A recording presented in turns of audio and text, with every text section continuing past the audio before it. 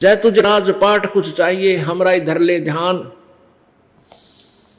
वैसे तो राजपाट से आसपास आपने जाना भी नहीं चाहिए, क्योंकि यहाँ के सारे झूठे राजपाट हैं, लेकिन फिर भी आपकी इस नालायक सोच, इसलिए तू परमात्मा को याद करता है तो भी हमारा ही भजन कर। जैसे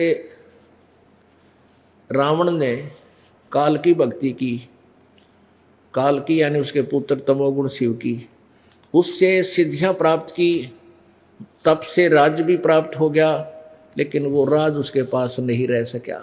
विभीषण ने परमेश्वर कबीर जी की भक्ति की, मंदोदरी ने कबीर जी की भक्ति की, कबीर परमेश्वर की भक्ति की, क्योंकि परमेश्वर कबीर जी त्रेता युग में सत्सुकृत नाम से आए हुए थे। उस समय उन्होंने नल और नील को अपनी शरण में लिया था, और श्रीलंका में जाकर के एक चंद्र विजय नाम का भाट था, उसके 16 सदस्य थे परिवार में, बेटा बेटी पुत्र वधू, सबने परमात्मा की शरण ग्रहण की थी।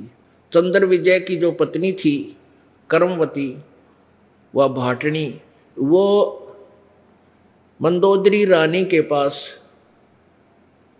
जाती थी और उसको अच्छी बुरी कथाएं चुटकुले सुना के उसका मनोरंजन करवाया करती थी। उसका इतनी काम था, और फिर उसके बदले में उनको वो रानी कुछ रोजी रोटी का धंधा दे देती थी, को आटा दे दिया, कदे चावल दे दिए, इस तरह उनका गुजारा हो रहा था। अब जब चंद्र विजय भाट के परिवार को परमेश्वर कबीर जी के तत्व ज्ञान का ज्ञान हुआ, परिचय हुआ, उसके बाद वो ही कर्मवती चंद्र विजय की पत्नी भाट की भूल गई वो बकवाद जो सारा दिन मंदोदरी के पास बोलिया करती थी। फिर वो क्या करती थी, ये सृष्टि रचना परमात्मा ने जो सुनाई थी, ये मीठे मीठे शब्द परमात्मा की महिमा के, वो मंदोदरी को सुनाने लगी। कौन? चंद्र विजय भाट की पत्नी। अब वो मंदोदरी उसके मुंह की तरफ देखा और उसको कहे कि अड़ंगे तू इतनी सुथरी कत्ते बोलन लागी, तेरे अंदर तो सारा गोबर भरा था, अंधे बूंदी बात कहनी, क्योंकि रानी को राजी रखना उसने।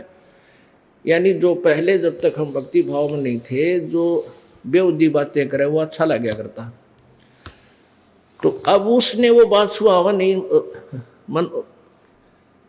कर्मवती ने चंद्र विजय की पत्नी, वो तो बढ़िया बात जो ज्ञान परमात्मा का समा लिया। तो फिर वो कहने लगी, मंदोदरी उसको कहती थी कि तू इतनी बढ़िया बात कितने लाई, तेरी बात सुनती हूं मेरी आत्मा गदगद हो जाती है, आपने कहां से प्राप्त किया ये निर्मल ज्ञान? तब उसने बताया कि हमारे गुरुजी आते हैं, और उनकी बात अगर आप सुन लोगे ना, फिर तो कहना है क्या है। कहने का लंबा चैप्टर ना करना चाहता दास के फिर मंदोदरी ने भी कबीर परमेश्वर का नाम लिया। फिर उसका देवर था विभीषण, वो भी एक पुण्य आत्मा, पूर्व संस्कारी, कोई पिछले जन्म का प्रभु का भक्त था। अब उनको निकालना था प्रभु ने, गोता मारू स्वर्ग में जा बैठू पाताल, कह कबीर ढूंढता फिर अपने हीरे मोती लाल। गरीबदास जी कह रहे हैं, परमात्मा कबीर जी बताओ थे कि भाई मैं तो अपने हीरे मोती लालों को ऐसे ढूंढता फिरता हूँ, कितना पा जाओ वहाँ, किसी जाति में, किसी मजहब में, और किसी देश में हो, जो मेरे पिछले संस्कारी हैं उन तक निकालूंगा, और कलम दूसरा कभी चढ़ा दूंगा, यानी औरों को भी ले लूंगा जो अभी तक कभी मेरी शरण में किसी युग में ना आए हैं इस ज्ञान के द्वारा। तो विभीषण ने भी परमात्मा की शरण ग्रहण कर ली थी कबीर जी की। अब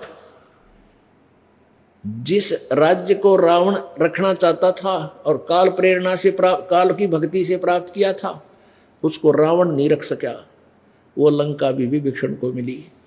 वो राज्य भी विभीषण को दिया, लेकिन विभीषण परमात्मा के ज्ञान से परिचित था, क्योंकि वो निकम्मे तो सारे मरे गए थे, लड़के कटके, बढ़िया ठीक ठीक सी आत्मा रह गई थी। तो जहाँ अच्छी आत्मा हो तो राजा को भी कोई विशेष जो है शक्ति नहीं करनी पड़ती, उसका भी मन शांत रहता है। तो विभीषण ने राज्य किया, पूरी जनता जितनी भी बची थी बहुत आनंद से रहा करती थी, और विभीषण ने भी अपनी भक्ति की, मंदोदरी ने भी भक्ति की। तो यहाँ परमात्मा कहते हैं जैतन राजपाट भी चाहिए, या यो रोग भी मैं काटूंगा तेरा, ये भी मैं ही दे सकता हूँ, तेरे भाग में ना होगा तो दे दूंगा, लेकिन युवराज अच्छी चीज नहीं। आप सतलोक में चलो, वहां सदा सुखी रहोगे। पृथ्वीपति चकवे गए जिनके चक्र चलंत, रावण श्री खे कौन गिणे ऐसे गए अनंत।